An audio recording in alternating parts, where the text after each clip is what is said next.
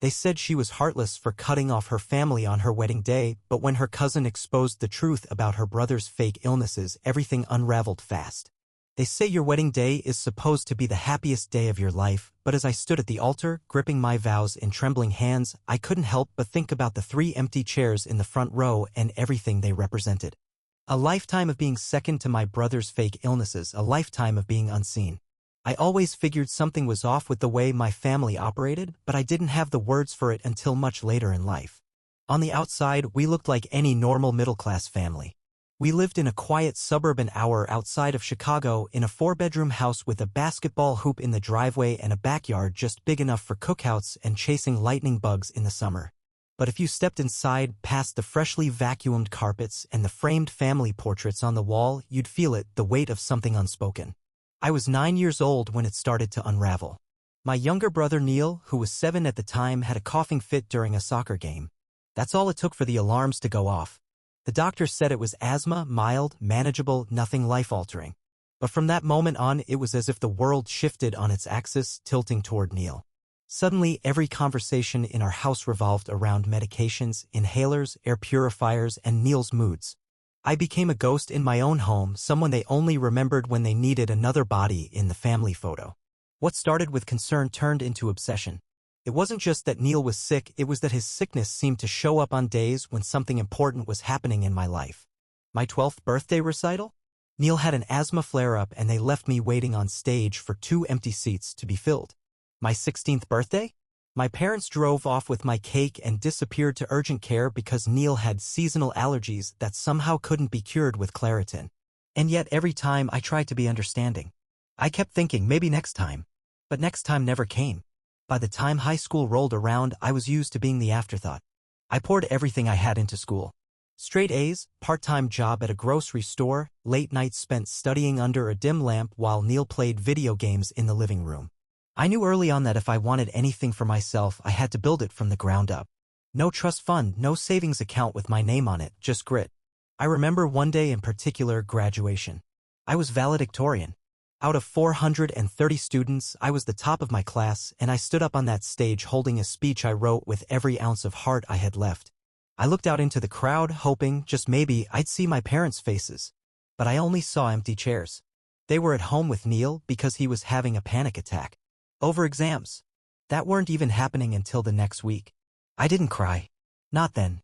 But I felt something inside me break, something I couldn't glue back together even if I tried. College was brutal. While other kids got care packages and tuition checks from home, I worked double shifts to pay my way.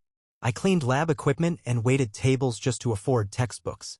Meanwhile, Neil got a full ride from my parents just in case his health took a turn. They wanted him to be prepared for anything. Funny how I was never given that luxury despite walking around with stress levels that probably could have put me in a hospital bed. Jamie entered my life like a sunrise after years of darkness. We met at a research conference, 2 nerds in a sea of PowerPoints and jargon. But he saw me. Not for what I could do or how I measured up next to my brother, but for who I was. That first year we dated, he threw me a birthday party that made me cry, not because it was extravagant, but because someone had finally made me feel like I mattered. And his family? They were something else. His mom baked cookies just because I mentioned I liked them. His dad would ask about my projects and actually listen. It felt like stepping into an alternate reality where love wasn't conditional and attention wasn't rationed. When Jamie proposed after 3 years together, I should have been over the moon, and I was mostly. But even in that joy, there was a pit in my stomach. I knew what was coming. I knew that somehow, someway, my family would make it about Neil. So I made a decision that shattered me and saved me all at once. I didn't invite them. And that's where the real storm began.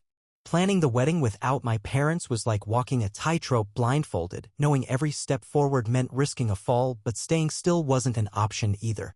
Jamie and I sat on the couch one night with a legal pad in front of us, trying to make the guest list. His mom, his sisters, my college friends, my co-workers. But every time we got to my side, it was like staring at a cracked mirror. People who should have been there, but never really showed up when it counted. I kept thinking, what if they find out? What if Neil pulls one of his disappearing acts and suddenly needs an ambulance during my vows? What if my mom starts crying in the front row because her poor baby boy wasn't invited? Jamie saw it in my eyes. He took my hand and said, "You don't owe them your joy. And man, I didn't know how badly I needed to hear that. So we did it. Quietly. Cleanly. We sent out invites to everyone we loved and trusted, and I called my grandparents, aunt, and a few cousins and asked them not to breathe a word to my parents or brother. Most of them already knew why. They'd watched for years as I got passed over like a menu item my family didn't have an appetite for. The day of the wedding, I woke up in a sunlit room with Jamie's mom brushing my hair and his sisters laughing in the background, curling their lashes and adjusting dresses. It was surreal, like I'd stepped into someone else's life, someone who belonged in moments like this. The ceremony was held at a vineyard, sunlight pouring through oak trees, the kind of setting I used to think only belonged to people who got picked first, never last. Jamie's dad walked me down the aisle. My hand trembled in his, not from nerves, but from the realization that someone actually wanted me to feel celebrated. When I reached the altar and locked eyes with Jamie, everything else melted. All the baggage, the missed birthdays, the empty seats at past events. It faded. For a few short hours, I felt like I wasn't carrying the weight of being the forgotten child anymore. I was just a woman marrying the love of her life. At the reception, Jamie's mom held my hand and said, "You're part of our family now. You've always been enough. You just needed people who could see it." And I nearly lost it. Her words hit deeper than I was ready for. His sisters gave speeches about how much they admired me, not just for my career or my achievements, but for the way I loved their brother. I'd never heard words like that from my own family. Not once. But the peace didn't last long. The next morning, I woke up to a phone full of missed calls, angry voicemails, and text messages that read like daggers dipped in guilt. My mom's voice was cold and cracking on the message. "I hope you're proud of yourself. You humiliated this family. You punished your sick brother on the happiest day of your life." My dad left one too, filled with righteous fury. "A real daughter wouldn't be this cruel. Your brother needed us, and we needed to be there. But I guess you never cared about family to begin with." I sat on the edge of the bed, phone in my hand, chest tight. Jamie walked in and didn't say a word. He just wrapped his arms around me and let me fall apart for the first time since the wedding. What crushed me most wasn't the anger in their voices. It was the fact that they still didn't get it. That after all these years, they still believed the world revolved around Neil's needs, even when they were fake, even when they cost me everything. It didn't take long for the rumors to spread. One of my cousins posted photos from the reception, just a handful, nothing too flashy. And that was enough. My parents saw them. Neil saw them. And like clockwork, they started telling anyone who would listen that I'd turned into some kind of attention-hungry monster, that I was jealous of my brother's condition, that I'd cut them off to be spiteful. But the worst part? I believed them just for a second. That seed of doubt they planted when I was a kid had deep roots. Maybe I was being cruel. Maybe I was too unforgiving. Maybe I was making a big deal out of nothing. But then something happened that shattered those doubts completely. And it came from the one person I never expected it from, Neil himself. A week after the wedding, I got a call from my cousin Kay. She's the type who sees everything but rarely says much. Quiet, observant, and always 2 steps ahead. When I picked up, her voice had that kind of tremble people get when they're about to say something that changes everything. "Can we meet?" she asked. "There's something I need to tell you. About Neil." I met her at this little coffee shop halfway between our places. It was raining, steady and cold, and I remember watching the droplets slide down the window as she sat across from me, stirring her tea like her hands needed something to do besides shake. "Back when we were teenagers," she started, not looking at me. "Neil told me something I didn't know what to do with at the time. I didn't want to come between you two, but after the wedding, after what your mom said, I couldn't keep quiet anymore." I leaned forward, heart thumping in my chest like it already knew what was coming. "He told me he faked it," she said. "The asthma, the panic attacks, even the stomach pain during your homecoming night. He said he liked the way everyone dropped everything for him. Said it was the only way to feel important. I felt my whole body go still. Even my breath paused like it didn't want to exist in the moment." She went on. "He was drunk at the time, high school reunion, remember that weird barbecue your parents skipped? He told me it started out small, like pretending to cough when your mom asked him to clean his room. Then it got bigger. He said it was like a game, seeing what he could get away with. She pulled out her phone, scrolled, and turned the screen toward me. Text messages. From my mother. Dated a week before the wedding. I'm worried about Neil. He's going to need extra support that day. Maybe we can say he's not feeling well during the ceremony. It might help remind everyone what really matters. My hands shook as I read the words. My mother. Plotting. Before she even knew she wasn't invited. All those years I questioned myself, wondered if I was cold, if I was wrong for needing space, for wanting attention. It was never in my head. It was in hers. In his. I didn't cry. Not yet. I just felt hollow. Like someone had reached inside and taken something that wasn't theirs. Kay leaned closer. I sent the messages to a few of our relatives who were criticizing you. A lot of them, they're not on your parents' side anymore. That night, I lay in bed staring at the ceiling while Jamie read quietly beside me. I finally told him everything Kay had shared. His jaw clenched. He looked like he wanted to storm out and confront them all. Instead, he pulled me in close and whispered, "You don't owe them a thing. Not a call, not an apology, not a second chance." But even knowing that, my mind kept playing scenes like a greatest hits reel of betrayal. 16 years old, dressed in my first real formal gown, sitting by the window waiting for someone to take me to homecoming, left behind because Neil had stomach pain. Graduation night, my speech echoing off the gym walls, no familiar faces in the crowd. Neil had a panic attack about finals he wasn't even taking yet. The scholarship I had to turn down because my parents said they couldn't leave Neil alone for the summer. All of it. Stolen moments. Sacrificed for a sickness that was never real. I tried to reach out to Neil. Just a text. I know what you did. If you've got anything left to say, now's the time. No response. Kay told me later she confronted him too. That he got angry. Said she was taking sides. Said I was trying to destroy the family. But the thing was, there was no family left to destroy. Not really. Just me. Finally seeing it for what it was. And yet, part of me still held on. Maybe not to them, but to the hope that Neil, the brother I protected for so long, might own up to it. And then, out of nowhere, he did. It was a quiet Thursday evening when the email landed in my inbox. I'd almost missed it, buried under a pile of work notifications and leftover wedding correspondence. The subject line was simple, "I'm sorry, Neil," but it hit me like a hammer to the chest. I stared at it for a long while before clicking it open, unsure if I was ready for what he might say, or worse, what he might deny. But what I found inside, it wasn't denial. It wasn't even an excuse. It was confession. He started with, "I know you have every reason not to trust me, and honestly, I wouldn't blame you if you never spoke to me again. But I owe you the truth." My eyes kept going back to those words, "owe you the truth," because for the first time in my life, Neil wasn't asking for attention. He was giving me something back, something raw and long overdue. He admitted everything. That it started small, pretending to feel dizzy when he wanted to get out of chores or skip a test. That the first asthma attack had been real but mild, and when he saw how scared our mom got, how fast she dropped everything for him, something shifted in him. He started to crave that power. "It wasn't about hurting you, not at first," he wrote. "But over time I started noticing that any time something important happened in your life, I could find a way to take the spotlight. And I did. I lied. I faked. I exaggerated. I knew what I was doing, and I kept doing it because it worked." I read that line 3 times, my stomach in knots. The honesty stung more than any of the lies ever had. Then he said something I never expected. "I saw the pictures from your wedding. You looked happy, and I realized for the first time how much I'd taken from you over the years. It wasn't just birthdays and graduations. It was your right to be seen. I stole that from you.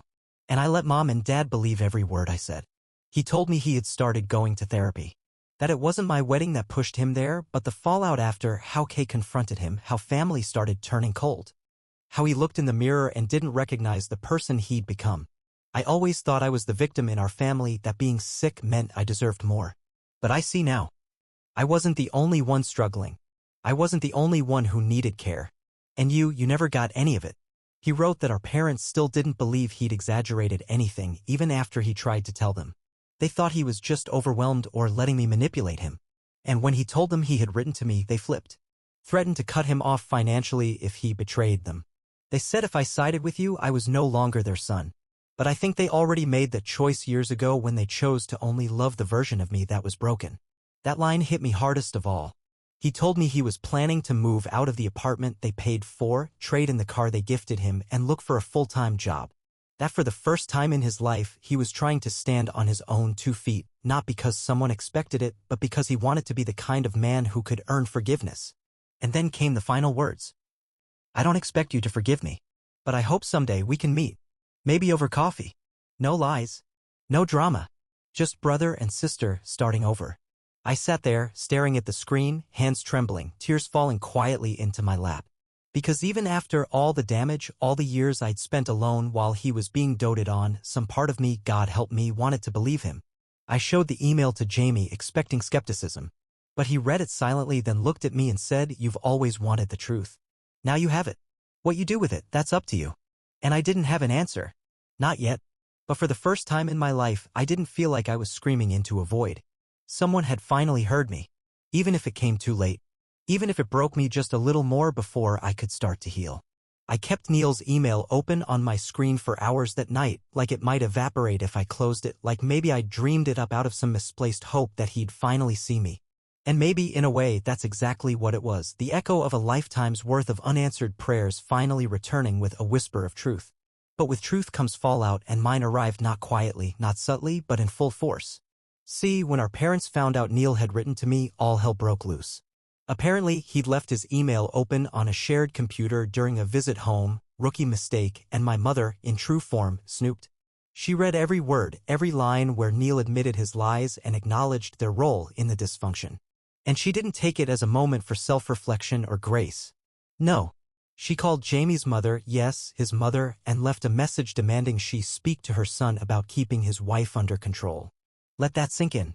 This woman, who missed my graduation, ruined my birthday, and plotted a medical crisis on my wedding day, was now trying to loop in Jamie's family like they were somehow responsible for the fact that her golden boy finally told the truth. Jamie's mom, God bless her, didn't back down. She's been a pediatric nurse for over 30 years with more experience in respiratory illness than my mother has in parenting. She called her back, calm and polite, and simply said, I've watched Neil run 10 Burmese shots, play 2 different sports, and drink till dawn with his friends. If he's truly that sick, perhaps you should revisit his diagnosis. Click. My mother hung up mid-sentence. No rebuttal. No defense. But she didn't stop there. She called Jamie's sister, my bridesmaid, and started complaining that our entire family was turning against her. This is your sister-in-law's doing, she said. She's poisoning everyone. Funny how she never considered the possibility that people were simply waking up. That weekend, I sat on my couch, pulled out a dusty photo album from when I was a kid, back when things looked normal, before Neil's health swallowed our lives whole, and I tried to remember what it felt like to have hope. I stared at pictures of birthdays where I smiled without knowing it would all be interrupted. I saw snapshots of school events where I stood off to the side, arms crossed, eyes already learning what disappointment looked like. I flipped to a page that stopped me cold. Me in a blue satin dress, standing at the top of the stairs on homecoming night. Smiling. Waiting. That was the night Neil had gas pains and my parents left me there like a forgotten guest. I'd saved for months to buy that dress. I'd picked it out alone, bought it alone, and apparently I would wear it alone, too. The tag stayed on. I never went. I shut the album and sat there with the kind of ache that doesn't scream, it simmers. Quiet, slow, and deep. It wasn't just the missed events. It was how normal it all started to feel. How easily I accepted being invisible. Until Jamie. Until his family. Until people started clapping when I achieved something instead of making it about Neil's allergies. I thought about Neil's email. About the way he wrote, like someone trying to crawl out of a hole he'd been digging for years. And I didn't know what to do with that yet. Forgiveness isn't something you just hand over like a party favor, it costs something. And I'd paid enough already. But even so, the thought of meeting him, sitting face to face, no parents, no lies, no theatrics, it stirred something in me. Maybe not forgiveness, but curiosity. We agreed to meet at a cafe downtown, one of those neutral spots where the stakes felt low but the emotions were anything but. I picked a table by the window, corner seat, where I could see him walk in before he saw me. I needed the moment. I needed to prepare. He was 5 minutes late. Not enough to be rude, just enough to make me wonder if he was going to bail. But then he walked through the door, and for the first time in years, he didn't look like someone who had the upper hand. His eyes scanned the room until they landed on me. No smirk. No swagger. Just that quiet, uncertain hesitation you see in someone who's finally realizing they burned the only bridge that ever really mattered. He sat down across from me without saying a word at first. The silence stretched. I let it. Finally, he said, "Thanks for coming." I didn't say anything. Just waited. He looked tired. Not sick, just tired. Like someone who'd been carrying a lie too long and was finally putting it down. "I didn't come to justify anything," he said, his voice low. I needed to look you in the eye and say I'm sorry." I didn't let him off the hook. I asked him why he did it. Why he ruined birthday parties, skipped my graduation, faked hospital trips on nights that were supposed to be mine. He didn't flinch. Didn't make excuses. He just stared at his coffee and said, "Because when I was the sick one, I felt important. When I was sick, I got love." And then he added something I hadn't expected, "And when you were succeeding, I felt like I disappeared." That stung more than I thought it would. Not because it justified anything, but because it confirmed what I always knew deep down, that my parents created a system where love had to be earned through crisis. That the spotlight was reserved for whoever looked most broken. And when that was me, no one showed up. He told me about the therapy. About trying to untangle his identity from illness, about realizing he didn't know who he was if he wasn't being taken care of. "I'm 25, he said, almost laughing, "and I don't know how to be a person. Not really. I don't pay my bills. I don't cook my meals. I don't know how to be anyone without mom hovering." Then he looked up and said, "But I want to learn. I need to." That's when I told him about the texts from mom. How she'd planned to fake another one of his episodes at my wedding. How she'd written to family behind my back, spinning the same story she always had. His face went pale. "I didn't know about that," he said. "She told me you didn't invite us because you were trying to hurt her. That you were bitter." I just shook my head. "Neil, she's been doing this for years. Telling everyone I'm jealous of you, that I resent you for being sick. That's the story she crafted because it's easier than admitting she ignored her daughter for a lie." He leaned back in his seat, rubbing his face like he was trying to wake up from a bad dream. "I thought I was the victim," he said quietly. "But I think we both were. Just in different ways." I didn't disagree. Before we parted, he said something I'll never forget. "I can't fix what I broke. But I don't want to be the reason you stop trusting people who actually care about you. I want to be better, even if that means doing it far away from you, if that's what you need." I nodded. "We'll see." And that was it. No tearful hug. No promises. Just a fragile, honest moment between two people who spent a lifetime performing roles neither of them asked for. That night, I told Jamie everything. He asked how I felt. I said I wasn't sure. But I slept better than I had in weeks. Because for the first time, I wasn't wondering what was real. Now I knew. Life has a strange way of feeling heavier after you finally set something down. You'd think that once Neil confessed, once he stopped pretending and I stopped chasing ghosts, things would feel lighter, but instead, the silence that followed felt like standing in a house that had just been hit by a storm. Everything was still, but nothing was the same. I didn't hear from my parents for a while. Not a word. Not a call, not a text. Which, frankly, was a relief at first, but also eerie. Because if there's one thing I learned over the years, it's that my mother never lets go of a narrative she hasn't finished writing. The quiet broke one morning when Jamie's phone buzzed during breakfast. He looked at the screen and just sighed. "It's your dad." I took the phone from him, read the message. "Neil's sick. Again. You've pushed this family too far. Are you happy now?" There it was, the return of the pattern. A fresh emergency. Another way to center the story back on Neil. But this time I didn't bite. I didn't reply. Jamie didn't either. I muted both their numbers and got ready for work. But the messages didn't stop. They started reaching out to people close to us, Jamie's co-workers, friends of mine from college, even a distant cousin I hadn't seen in years. All carrying the same script. "Your daughter is tearing this family apart. Neil's mental health is crumbling because of her. She's manipulating everyone around her." It was like watching a magician desperately trying to pull one last rabbit out of an empty hat, still hoping the audience would clap. But the audience was catching on. My cousin Kay started sending screenshots. One from our aunt who replied, "Maybe if you supported your daughter half as much as you coddled your son, none of this would have happened." Another from my mom's best friend. "You raised one child to survive and one to pretend. And now you're shocked that one of them finally walked away." The tide was turning, and they didn't know what to do with it. One afternoon, Jamie's mom invited me out for lunch, just the two of us. We sat on her patio sipping iced tea and watching the wind move through the trees. She waited until the second course before she gently said, "You know, you don't have to carry their shame anymore. It's not yours." I nodded, but I think she could see I didn't quite believe it yet. That weekend, Jamie suggested we take a short trip, get out of town, breathe somewhere else. We drove up to a quiet cabin near Lake Geneva, no cell service, no noise. Just trees, water, and time.